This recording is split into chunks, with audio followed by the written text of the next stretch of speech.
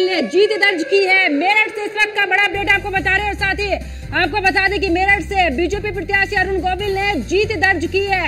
इस वक्त की बड़ी खबर हम आपको बता रहे हैं। साथ ही बता दें कि मेरठ से बीजेपी प्रत्याशी अरुण गोविल ने जीत दर्ज की है। थोड़ी देर पहले की अगर बात करें तो थोड़ा पीछे चल रहे थे, लेकिन ऐसे में बढ़त बनाते हुए तो मेरठ से बीजेपी प्रत्याशी अरुण गोविल ने जीत दर्ज की है। अरुण गोविल वही है जिन्होंने अगर बात करें तो रामायण में राम का किरदार निभाया था और ऐसे में जनता ने उन पर विश्वास जताते हुए उन्हें ये जिम्मेदारी दी है। तो मेरठ से बीजेपी प्रत्याशी अरुण गोविल ने जीत दर्ज की है। बिल्कुल, ये बड़ी खबर इस वक्त, क्योंकि पहले शुरुआती दौर में अरुण गोविल पीछे चल रहे थे, लेकिन फिर धीरे धीरे बढ़त बनाई और अब अरुण गोविल ने चुनाव जीत लिया है।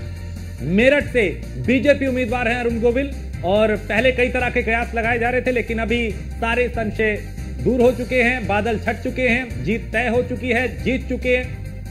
तो मेरठ से बीजेपी की जीत हुई है। अरुण गोविल को उतारने के बाद कई तरह के सवाल भी उठे थे। अर्चना, बिल्कुल, जैसा कि आप जानकारी भी दे रहे हैं राजेश की मेरठ से भी बड़ी जीत दर्ज की अरुण गोविल ने, और जिस तरह से यहाँ पर बीजेपी ने यहाँ पर कैंडिडेट को बदला मेरठ में, और उसके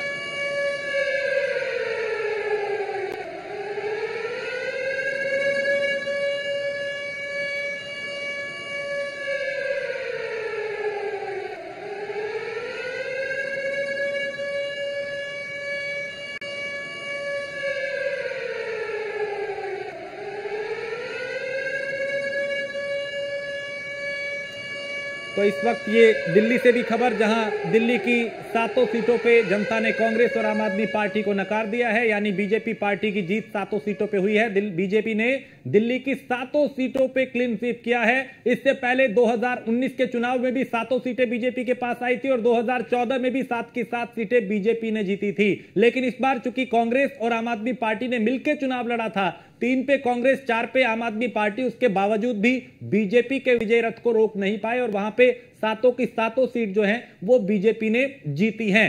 मुश्किल में फंसी उत्तर पूर्वी सीट पे भी मनोज तिवारी ने बड़ी जीत दर्ज की है। 7 सीटों पे जनता ने कांग्रेस और आम आदमी पार्टी को नकार दिया और एक बार फिर भरोसा भारतीय जनता पार्टी पे किया है। अर्चना, ज्यादा अपडेट के साथ न्यूज रूम से। अर्चना,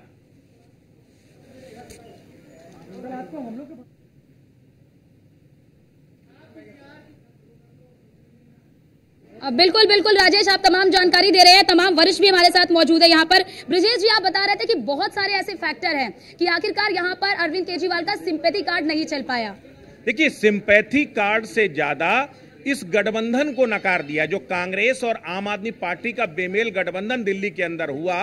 दरअसल दिल्ली की जनता क्लियर कट मैंडेट देती है। आप देखिए, मैंने पहले भी कहा कि अगर उसे बीजेपी को स्वीकारना है तो बीजेपी को, अगर लोकसभा चुनाव में बीजेपी के साथ जाती है और विधानसभा चुनावों में, क्योंकि चेहरा वहां अरविंद केजरीवाल है, दिल्ली की जनता को चेहरा पसंद है, दिल्ली की जनता को वो गठबंधन पसंद नहीं है। आम आदमी पार्टी और कांग्रेस के बीच जब गठबंधन हुआ तो दिल्ली के अंदर एक निगेटिव पॉलिटिक्स बनती, क्योंकि दिल्ली के लोगों का कहना था कि अगर आम आदमी पार्टी सत्ता में आई, हमने आम आदमी पार्टी को मैंडेट क्यों दिया दिल्ली के अंदर, क्योंकि वो कांग्रेस को नकारा, कांग्रेस को नकार करके दिया।